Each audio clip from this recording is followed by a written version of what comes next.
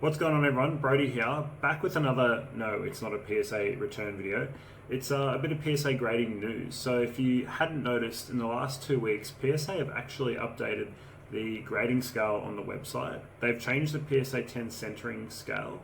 I'm going to go through it in this video and talk a bit about why it might be important to note this, and then my feelings towards how it might affect grading PSA 10s in the future.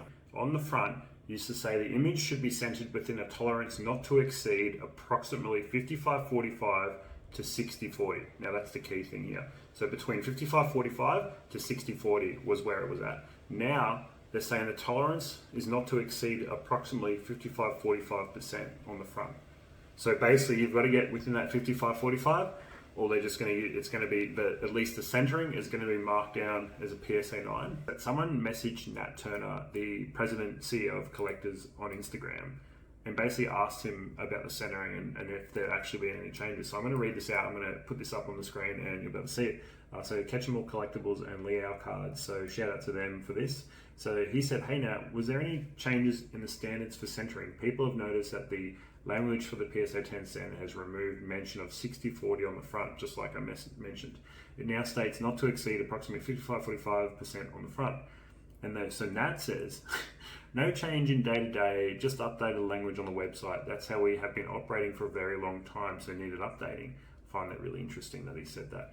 So the other guy, Liao, replies back, "Thank you for clarification. Is it still possible to receive a PSA 10 with 60-40 centering on the front, or is that considered too OC now?" He says, "It is not possible. It hasn't been for years."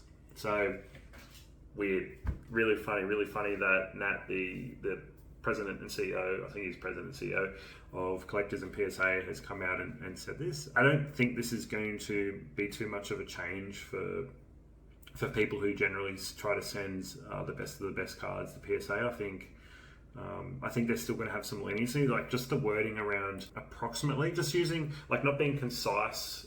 It's particularly when centering is all, like, that's really the only measurement we have. Like, we can actually measure centering. We can't measure surface. We can't measure, we can't measure corners. We can't do all that sort of stuff. We can visually make a decision on that based on what we know and our experiences. But with centering, we can actually measure that. So to go and put approximately, I'm like, I think we're still going to be okay sending cards and getting 10s. I don't think it's going to change too much. That inconsistency and the like having approximately that still gives you the opportunity to get 10s. I think for anyone who's sending cards who hasn't done it before, I'd be overly particular about what you're sending in terms of what centering you have on the card. I think if you're sending gem mint looking well centered cards, if you're measuring cards and making sure that they are hitting a 55-45 approximately on the front, I think you'll be fine. I hope you guys enjoyed watching this very short video about the PSA grading scale changes.